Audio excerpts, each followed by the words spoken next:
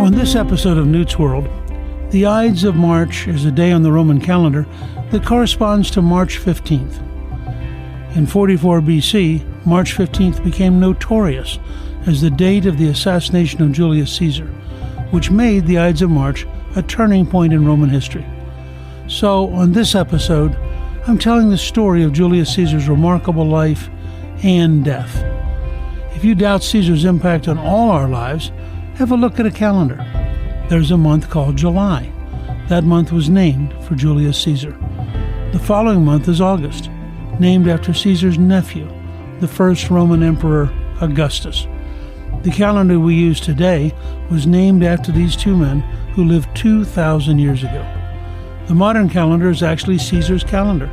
He added the number of days necessary to actually fit how often the Earth goes around the sun, and the 365-day calendar, including adjusting it every 4 years for leap year, is Caesar's invention. So Caesar's in your life, whether you know it or not. He's in your life every year, and he's part of the calendar by which you live.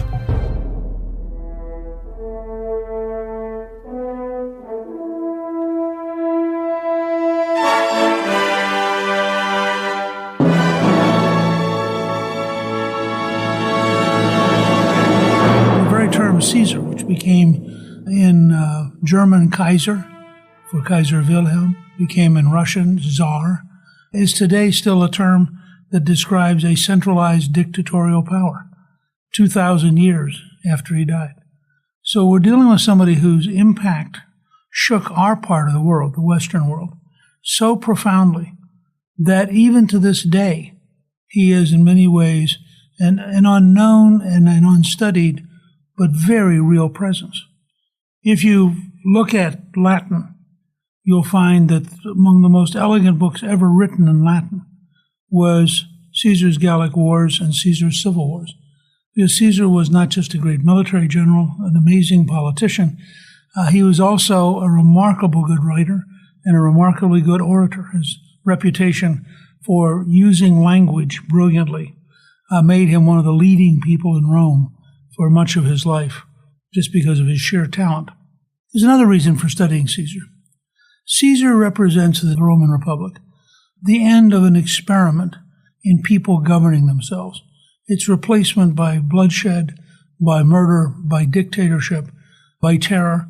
And there are a lot of lessons for us to learn from the latest stage of the Roman Republic, because the Roman Republic got too big, too militaristic, was too much the center of power, and as a result, money poured in from all over to corrupt the Roman system. So if you were in Greece, or you were in Spain, or you were in North Africa, and you wanted to get goodies, the most efficient way to get goodies was to have a lobbyist in Rome bribe somebody.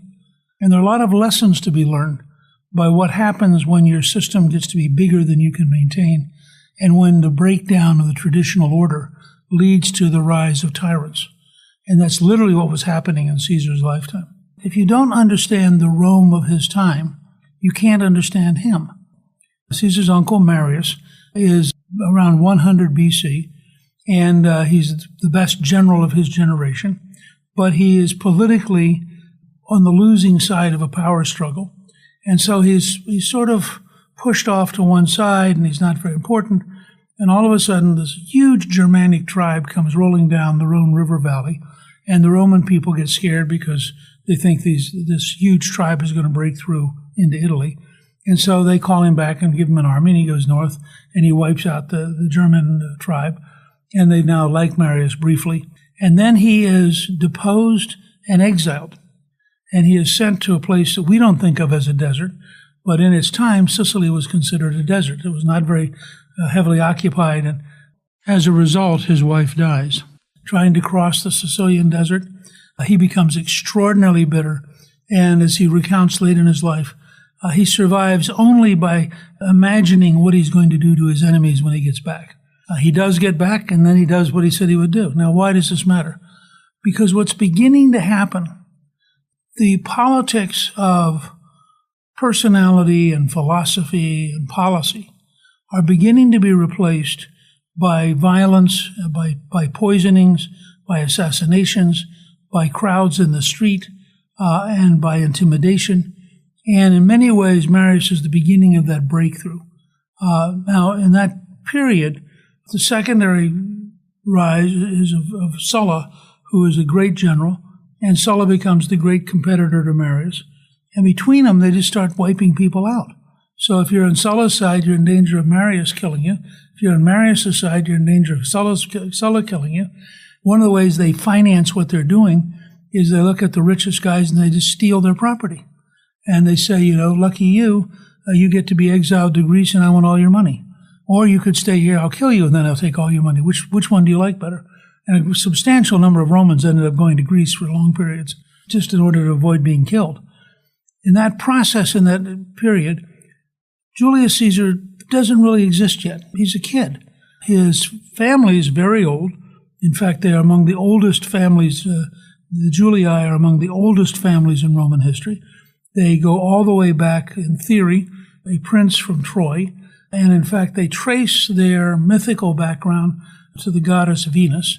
So Caesar, at one level, is born into a family which says to him, you are the direct descendant of a god. And Caesar had the kind of personality that made sense to him.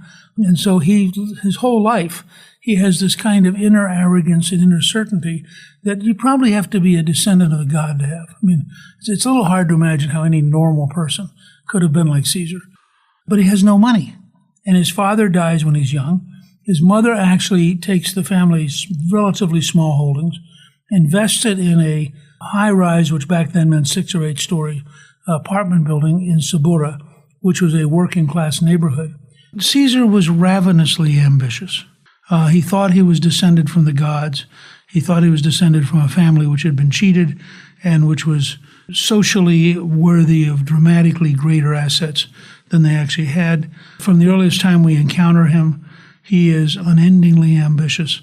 And he understands that in the Roman world, if you're going to be ambitious, you've got to be physically capable of being a warrior, because otherwise you can't earn the level of respect. It's interesting to watch Cicero, for example, who is probably Caesar's equal as an orator and as a writer, is not a great warrior. And it cripples his career because everybody knows it. But Caesar is somebody who could fight his way out of a room, could fight his way in a battle, could lead an army, and the army felt honored to follow him. And I think he acquired that. My guess is he acquired the core of that when he was like 13 or 14 or 15 years old, because he looked around and he said, I'm Caesar. And so she and the family live on the top floor, which is also the healthiest and the cleanest, and they rent all the rest of the floors, which means that in his early 12 to 16 years of age period, Caesar's wandering around among working-class people, learning working-class Latin, understanding how they think, what they do, how they negotiate, and he is stunningly smart. Caesar may be, much like Napoleon, one of the smartest people ever to live. And so he could absorb information, he could learn things at enormous speed. The rest of his life, one of his strengths over the regular aristocrats, is he can talk to the crowd. He understands exactly how to appeal to them, exactly what language. As a general, he can appeal to the common soldiers. He knows what will work. He knows what they'll laugh at. And many of his greatest victories come after he's given a pre-battle speech, gotten everybody whipped up and excited, and they go off with very high morale and destroy somebody. And he's very, very good at keeping the morale of his army up. Caesar goes on to marry somebody who Sulla doesn't like because she belongs politically to the wrong side. And Sulla, who's a dictator, and he and Marius are really the beginning of the total breakdown of the Republic as a system, because now you have dictators, you have people who have real power, they're prepared to kill you if you don't do what they want. And sometimes they'll kill you even if you do what they want because they need your money. And so Sulla basically says to him, you have to divorce your wife. And Caesar says no. It's truly one of those things where you have to believe you have some kind of divine destiny or you're just nuts. Because Caesar's standing there as a very young man, facing this dictator who's a great general, has a huge force around him, is capable of killing Caesar on the spot. And he says, I'm not doing it. And so Sulla says, okay, well then get out of town. I'm not going to, for some reason he decided not to kill Caesar. And it may have been, again, this magic touch that Caesar had, that he could manipulate people at levels that are just astonishing. And so the dictator said, okay, I'm really, really mad at you, but I'm not going to kill you right now. So Caesar goes up in the Apennines Mountains and for 3 years hides because he knows that on a bad weekend, Sulla could wake up and decide, Caesar doesn't amuse me that much. Let's kill him. Eventually, he joins the army to get away from Rome because he wants to get far enough away that Sulla can't easily kill him, and he doesn't want to remind Sulla that he's around. So he wanders off, and the great action area at that time for the army is over in what they would have considered the east, which is along what we now would say is the Turkish and Syrian coast. So they were constantly fighting with both pirates and with local governments. Caesar turns out to be an amazingly courageous soldier. He wins the Oak Leaves, which is the highest, sort of the equivalent of our Congressional Medal of Honor. There are many ways in which you can have authority or fame. You can be rich, you can be from a good family, you can hold a high office. If you've done something so heroic that you're allowed to wear the oak wreath, you're now in a unique category because no one can challenge your courage. And so it puts you in a very small league. It says, first of all, you've been in combat. You have done it so heroically that your peers awarded you this highest, and the Congressional Medal of Honor is the only thing that's comparable. And if you've ever been in military environments, people who walk in wearing the Congressional Medal of Honor are by definition in a different league because it's something they earned. So I think in that sense, it was one of the things early on that marked him off and that sort of said, this guy's special, you got to take him seriously, and he's going to become somebody. The concept of wearing a wreath, which the Etruscans had done with gold wreaths for their kings, and in Greek mythology, Apollo represents power and wears a laurel wreath on his head. So in Caesar's mind, wearing the oak wreath would be a signal of his uniqueness and his near godlike importance. And when you realize that he won this at 19 years of age, it is truly an astonishing comment. Now, again, it was an age when people started earlier because they died younger, but still, this is a guy who's working really hard to rise as fast as he can. So Caesar, as a very young guy, is working his way into being seen as a great soldier, a great general, a great orator, very, very clever politician. One of my favorite stories about him. Caesar at one point gets captured by pirates. Now, the pirates had operated off the coast of Syria and Turkey because they had found places where they could go in where the passageways were so complicated that no one could find them. And what they didn't realize was that Caesar had almost a perfect memory. So two things start out of this particular experience. One is, here's Caesar by himself, surrounded by pirates who are pretty tough people, and they want 20 units of silver for him. And he says, that's really stupid. I'm a famous guy. You got to go for 50. If you don't go for 50, I will feel so insulted. And if you go for 50, they'll pay you. And by the way, after they pay you and you release me, I'm going to come back and kill you. And the pirates all think this is just great. Here's this guy. He's not physically dominant. He's fairly slender, very muscled, but very slender. And he doesn't look like he's a guy who's going to come back and kill all the pirates.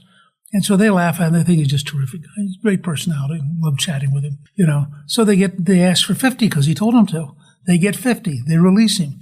He organizes an army. He remembered exactly how to find them. He goes back. He crucifies all of them. But because he liked them, he cut their throats first. And this is a brief note to remember about the Romans. Crucifixion in the Roman model is designed to be really painful. It's not what we see in the Christian image of Christ on the cross. In the Roman model, you are tied up and you are hanging from a wooden cross.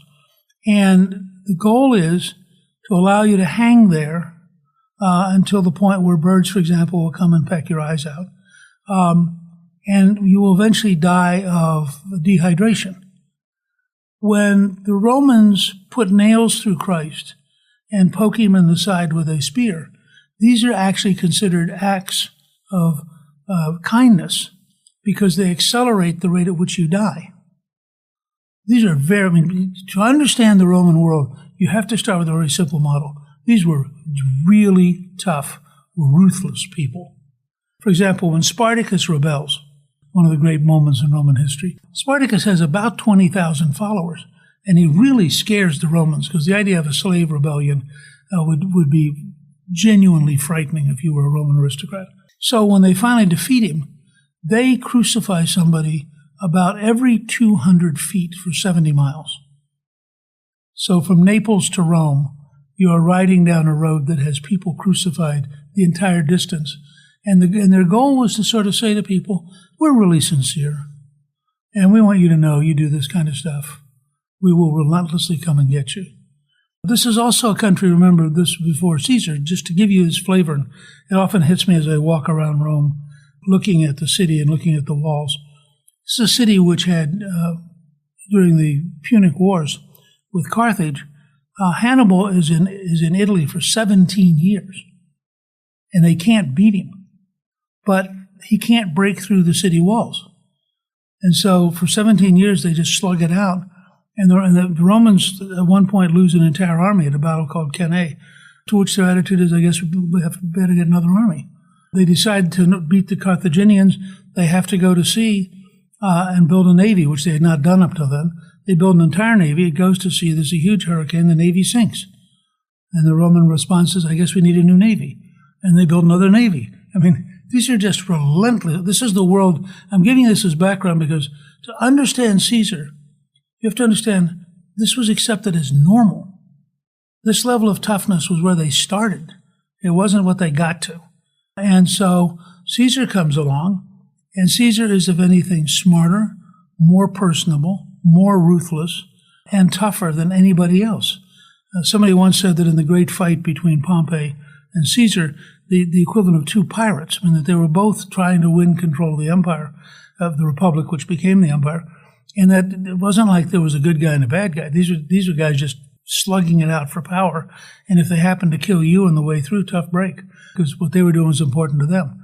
So here's Caesar, comes back home, enters politics, becomes the high priest of the Roman religion, which gives him another source of authority, and it becomes an elected official. And the Roman system was very complicated, and there's a hierarchy you get into. You gradually rise in importance. It's all designed to minimize the ability of any one person to be a dictator. It's what Marius and Sulla have broken out of. But after Sulla's death, it begins to revert back towards the traditions. And the goal, again, a little bit like the American Constitution, the goal is to not have anybody concentrate power enough to be in charge of the whole thing. So they have two consuls every year. The two consuls can veto each other. They have people who are elected to lower office. They have various powers. And Caesar's gradually climbing this chain of authority. And at the same time, he is becoming one of the most popular people in Rome. It's really interesting to watch. Caesar is instinctively what I would call a populist, in the sense that having grown up in Subura and having understood the working class Romans, he had concluded that the future of Rome was absorbing more and more people. So part of his career will be extending citizenship to more and more and more people, which builds a huge force of followers because they see Caesar as protecting them and as being their guy. Caesar ultimately is given authority to go to Gaul. Now, he's already led several armies in Spain. He's led armies over in the east in what we would call Turkey or Syria. But now he has the big moment of his career. And what people tend to forget is Caesar's gone for 7 years. And he's up in Gaul. And what he's doing is pretty simple. He's killing. There are about 3 million men in Gaul when he arrives. One estimate is by a Roman historian, Suetonius, that he killed 1 million, sold 1 million into slavery, and there were 1 million left by the time he was done. He destroyed Suetonius said he destroyed 800 towns. At one point, he fights a particular tribe, and they finally surrender. He surrounds their fort. They finally surrender. And instead of killing them, he cuts off their right hands, so that there are 5,000 men wandering around Gaul with one hand, because he wants to send a signal that you oppose me and it is going to be really bad for you. Finally, the tribes get together. They all rebel simultaneously. He is in the fight of his life. And in about a 6-month period, he organizes his army, outmaneuvers them, and wins. Now, the Roman army's great strength is engineering and logistics. They know how to have a siege. They know how to build a fort to protect themselves. They know how to sustain their army in the field with supplies. It is a very well thought out army, and an army which had been practicing war for several hundred years. One-on-one, the Gauls were probably as good or better than the Romans. The Germans were probably as good or better than the Romans. The problem was they didn't fight one-on-one. And Roman armies were very, very good armies. Caesar has a tremendous instrument, which he uses brilliantly. And he uses it for 7 years. And it's important to understand this because when you watch what's about to happen when he goes back to Rome, there's only one person who has the level of military experience in the entire Roman world, and that's Caesar. And he knows how to move, he knows how to organize. Nobody else is in his league.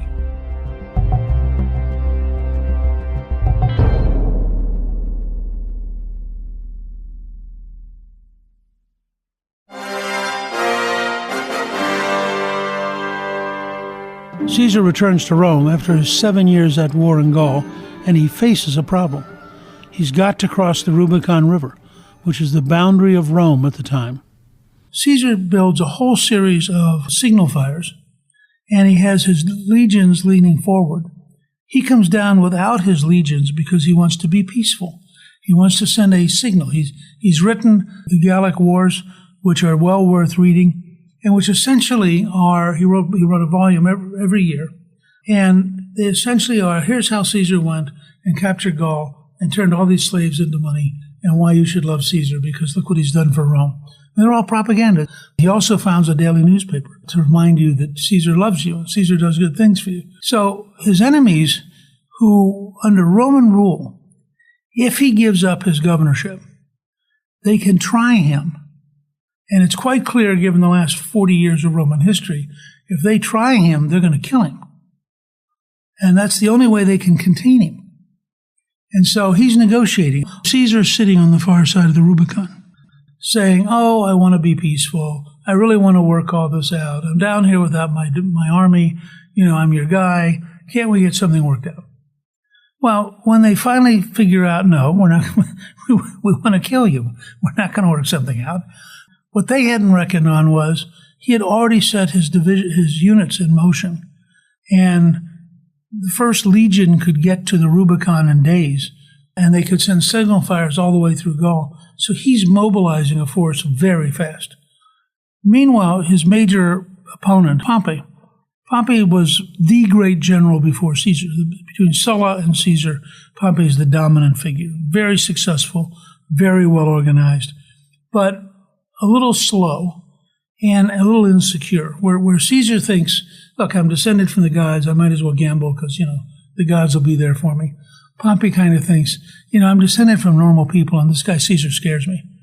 So Pompey organizes, and he's the base of the opposition. The opposition is thinking, we got Pompey right here, and he's a great guy, and he's our guy to beat Caesar. Gnaeus Pompeius Magnus, who we would call Pompey the Great, came out of a provincial Italian background. It's an interesting contrast. Very competent man, very hardworking man. He actually cleans up all the pirates in the Eastern Mediterranean and is widely seen as a tremendous organizer of military forces. But in the end, he's not descended from the gods. He doesn't represent one of the oldest families in Rome. He doesn't have this aristocratic sense of destiny, which is at the heart of what makes Caesar so remarkable. And so Pompey, he's proud, he's competent, he's powerful, but he's normal. And he's trying to cope with somebody who's abnormal.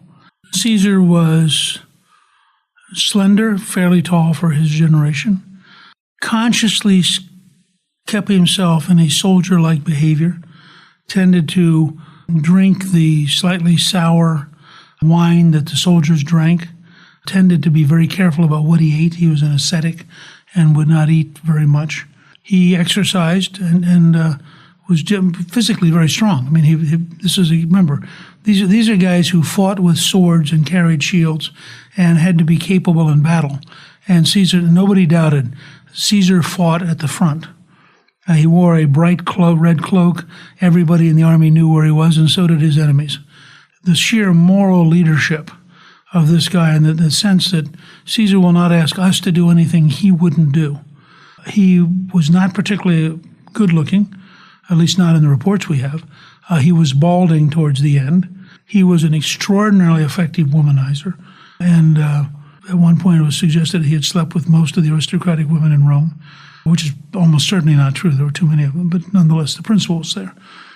He was, I think, somebody that if you saw him, his eyes would have mesmerized you, but the rest of him wouldn't have. You wouldn't have automatically said, wow, that's Caesar.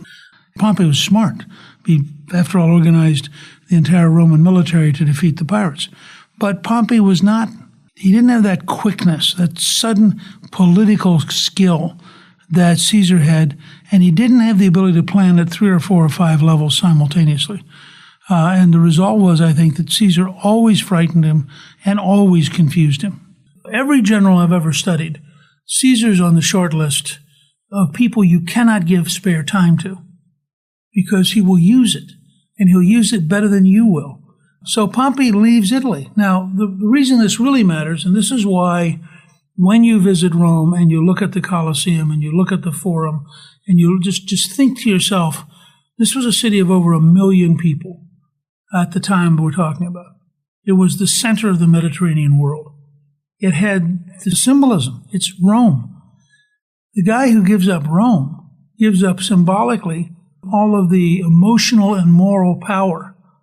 And as Caesar walks into Rome, he is acquiring all of the authority of being in Rome, which is also the center of money and the center of commerce. So Caesar overnight is able to start chasing Pompey's forces everywhere. And Caesar has better divisions. I mean, he has people who've been practicing warfare for 7 years. They are loyal to him. Sadly for him, his top lieutenant actually leaves and joins Pompey. Thinks Caesar will lose and thinks that Caesar's breaking the rules. And that makes Caesar feel bad. But he sends all of his equipment to him because, we had a great 7 years. Sorry you sided with the other guy because he's going to lose.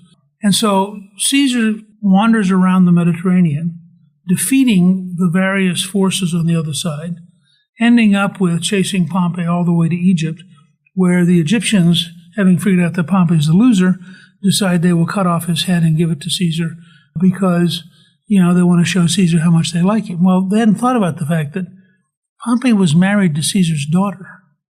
Pompey and Caesar were friends. While they happened to have this little disagreement, which led to a civil war, it's very likely Caesar would not have killed Pompey. And Caesar was genuinely, deeply offended. It turns out the side that cut off Pompey's head was, in fact, the brother of Cleopatra, they were in a civil war in Egypt between Cleopatra and her brother's the one who cut off Pompey's head. So Caesar now had 2 reasons to be for Cleopatra. One, she was pretty, and her brother wasn't, or at least she was apparently very exotic. And 2, she hadn't cut off Pompey's head. And so he sides with her, fights a civil war, defeats the Egyptian army, fights a civil war in Egypt. There's a moment where the Romans are being besieged in Alexandria. And it's true, during the siege, the great library of Alexandria is burned down, whether by Caesar's people or by the Egyptians. We don't know different sides to that story. It was a great loss because it was a huge collection of Greek and Egyptian works that burned one night. But anyhow, they're there, and the regular Romans are getting very nervous. They're really worried, and why is Caesar not worried? And he said, I'm waiting. And they go, well, what are you waiting for? He said, I'm waiting for dawn. And they go, well, what happens at dawn? He said, well, the sun rises. I thought you knew. Well, what he didn't tell him was that 2 months earlier, he had ordered his legions to come from Syria, and he knew that they were a few miles outside of town. And that's very much like Caesar. I mean, Caesar's ability to play 7 games simultaneously and not tell you about any of them was amazing. And it made him, I think people at one level were awestruck by him, and another level they were really frightened of him. Because the essence of the Roman model was to balance power so nobody had too much power, and to have a system in which the very structure of the system limited the ability to lead to dictatorship. And what had been happening was through this long 100-year period, dictators kept killing people and had established a pattern now that if you were on the losing side, it's not a huge jump from going to jail to being killed. And that's what was being to happen to them. And so you saw this continuous process. Even the people who were for Caesar were worried because Caesar ultimately represented the end of the Republic. And he represented establishing a new system of power. They had, since the last Tarquinian king was kicked out in 476 BC, the Romans had a passion against kingship. I mean, there was a long stretch there where if anybody thought you were thinking you were going to become a king, you were gone. And now all of a sudden, here's a guy who by sheer power and sheer brilliance is clearly the central figure. He becomes dictator for life, not yet king, doesn't want to be king, just happy to be a dictator. And so a group of people who begin to really worry that the system is right at tilt, and if they don't do something, that in fact the Republic will die. And that's why you end up with the assassination in March of 44 BC. To some degree, Caesar was ready for it.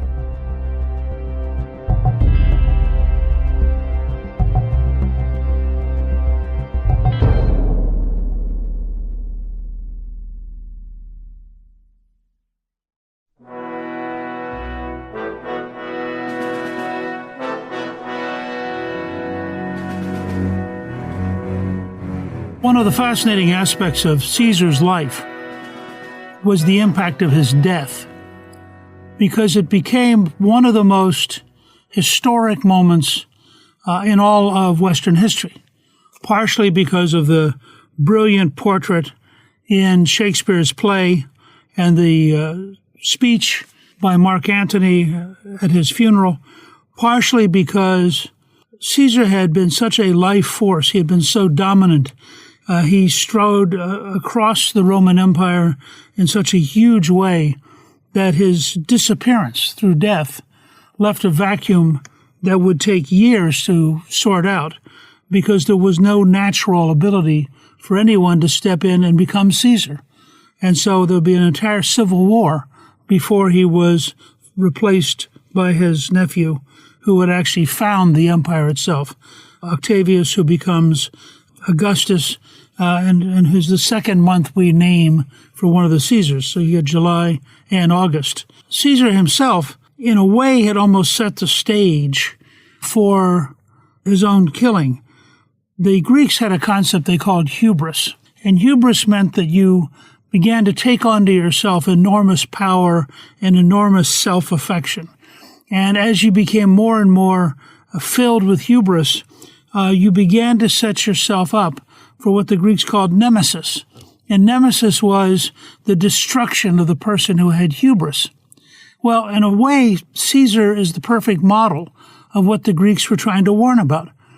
The bigger Caesar became, the more powerful Caesar became, the more people feared him and the more people envied him. And remember, the core of this isn't the average Roman. The average Roman thought Caesar was fine.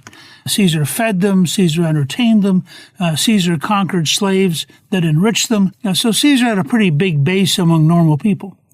But if you're an aristocrat and you had a great sense of self-worth and you thought your family had been around for hundreds of years, and here suddenly you're in the shadow, no longer an equal, no longer a fellow aristocrat, no longer a person who could look upon themselves as significant, but instead you were clearly weaker, lesser, subordinate, smaller, and you hated every minute of it. And you thought, who this guy Caesar that he's flaunting his power, he's flaunting his role in history, because there was a sense that the bigger Caesar got, the smaller the aristocrats got. So part of this is just pure old-fashioned jealousy. Well, Caesar had now accumulated a very substantial number of aristocrats who just loathed him. They couldn't say that to his face because they were terrified of him, because he'd kill them. So they talked to each other in quiet. They met together. They began conspiring. There was a secondary part of this. There was a legitimate, honest, deep fear of kingship. It's important to remember that Rome really becomes Rome in 476 BC when they get rid of the last king. The last Tarquian king is replaced, and the Romans acquire this deep, passionate opposition to having a king. That's why the Republic is so stable for such a long period, because in their mind, the alternative is to go back to kingship. Well, now here's Caesar, who says every day, oh, I don't really want to be a king. But in the last days before the Ides of March, he and Mark Antony begin to play a game in which Mark Antony, who's his chief subordinate, starts to say, oh, well, wouldn't you consider being a king? And Caesar says, no, nothing's further from my mind. I can't imagine why you would mention the word king and Julius Caesar in the same sentence. Well, the other nobles know this is the beginning of a setup. And that at some point that summer, that Caesar is very likely going to say, well, all right, if you really want me to be king, how can I turn you down? So you have both this fear that Caesar represents the end of the Republic and the death of a system which was almost 500 years old by that stage. And you had this personal level of just really deeply disliking Caesar because he's too big, too powerful, too arrogant, too smart, and they just want to get rid of him. Conspiracy begins to grow. And ironically, the Roman Senate itself was being refitted, and so they had to move the meeting place. They chose Pompey's Theater, remembering, of course, that Pompey was the great leader who Caesar had defeated in the earlier civil war. So now they're going down to Pompey's Theater, which was a quite spectacular place, and they're going to meet. The rumor comes, supposedly from a soothsayer who could see the future, that Caesar should beware the Ides of March. It was apparently real enough that his wife begged him not to go to that meeting of the Senate that day. And this apparently is not just a fiction of Shakespeare's making, but actually at the time was a real event. Caesar, of course, I think, had two different things going on. One was he was very skeptical of these kind of things. I mean, he didn't particularly worry about soothsayers telling him he's going to win or lose anything. But the other was, I think that he had this sense of destiny. If it was his destiny to be killed, then he would become a martyr for Rome. If it was his destiny to stay alive, then he would continue to be the leader who had become dictator, which was a step below kingship, and he would continue simply to run Rome. And I think he sort of thought in that sense, there's a fatalism in Caesar that runs through his entire life. And you can see it over and over again where he risks death and he risks defeat because he just believes you have to roll the dice and see what's going to happen. And for virtually his entire life, he'd rolled the dice and he'd won. So he goes to Pompey's Theater that day, and there may have been up to 60 nobles who had gotten together, although the number who actually attacked him is a much smaller number. He knew that a number of them disliked him, but part of the reason they disliked him was he had contempt for them. So since he had contempt for them, he wasn't going to be afraid of them. And he deliberately dismisses his security force because he wants to communicate, I'm not afraid of you guys. I don't need to be surrounded by police to protect me because none of you guys have the guts to do anything anyway. Well, that particular day he was wrong. When he goes in, the senators who hated him surround him.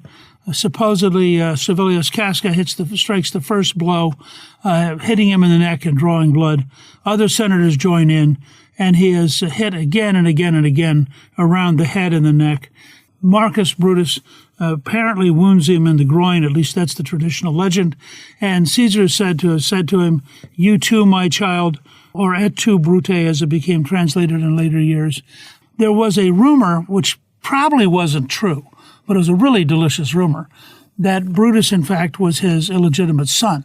He certainly had a long relationship with Brutus's mother, but given the relative ages, it's unlikely that Brutus was really his son. But it's clear that Brutus really disliked Caesar, probably in part because he objected to Caesar sleeping with his mother. And that was a habit Caesar had with a substantial number of women around the Roman aristocracy, which probably further led to people being willing to kill him. So Caesar dies, and it's as though a great force has left the world. And I think at one level, they're all staring at each other going, oh my God, we really did it. And then they're faced with, so how do we deal with the Roman crowd? Because the Roman crowd initially was very pro-Caesar.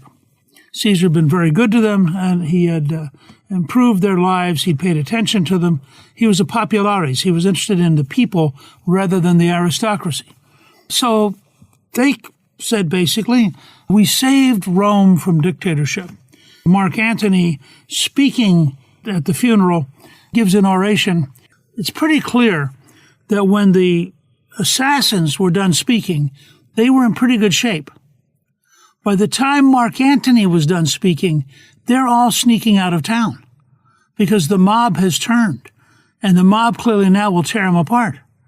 And this is apparently really an actual fact of that particular day, that in one oration, Mark Antony, who had been Caesar's deputy, is able to convince people, oh, I could never speak well of Caesar because we've all been told by these honorable men how evil Caesar is, and we know these are honorable men, and therefore I can't say anything good about Caesar, and so I'm not even sure I should read you Caesar's will, which Caesar, who you know loved you so much, has written. But it would be wrong of me to read this will in which Caesar loved you so much because we've all been told how evil Caesar is by these honorable men. And this goes on, and a crowd after a little while, the crowd begins to go, well, read the will. We want to hear the will. Well, of course, the will is a perfectly political document in which Caesar has basically said, I love Rome so much that everything I have goes to you, the people of Rome. And then Antony has to say, well, now we can't be grateful to Caesar for having loved us so much because we've all been told by these honorable men that he was a tyrant, that he was a bad person. So I'm sure none of you would want us to execute his will and give everybody all the things Caesar wants you to have, because it would be so wrong to do that when these honorable men have told you that Caesar was bad. And of course, by this point, you have a combination of emotion and greed and memory. And frankly, the aristocrats are not very nice people. And the average person in Rome knew that. And the average person in Rome knew that the number one reason the aristocrats didn't like Caesar was because they were aristocrats. And by the way, the aristocrats weren't going to be nice to the people either. And it apparently is true historically that by the end of Antony speaking, the aristocrats who killed Caesar had left Rome to get away before the crowd attacked them. It's truly a remarkable moment. And in that process, Caesar had set the stage by his death and by his will, by Antony, who understood him, and by his young nephew, Octavius, who had been an apprentice to Caesar. Caesar had brought him in. Caesar had had him travel with him. Caesar had taken him on the wars, and Octavius learned an immense amount. Where Caesar shatters and ends the Republic, he doesn't actually create a stable system, and that's part of why he gets killed. But his nephew will come along, take over the family business, take over Caesar's name, and in the process establish an empire which will last for 400 years. And it's truly remarkable because nobody on the day Caesar was killed could have picked Octavius out as the long-term winner. He was totally underestimated by everyone, and yet he had learned so much from his uncle. And he knew how to play being the nephew. The only person who could claim to be Julius Caesar's heir was Octavius, and that may have been what ultimately, after death, was Caesar's last great contribution to the history of Rome and the history of the Western world. Newt's World is produced by Gingrich 360 and iHeartMedia. Our executive producer is Debbie Myers, our producer is Garnsey Sloan, and our researcher is Rachel Peterson. The artwork for the show was created by Steve Kenley. Special thanks to the team at Gingrich 360. If you've been enjoying Newt's World, I hope you'll go to Apple Podcasts and both rate us with 5 stars and give us a review so others can learn what it's all about. I'm Newt Gingrich. This is Newt's World.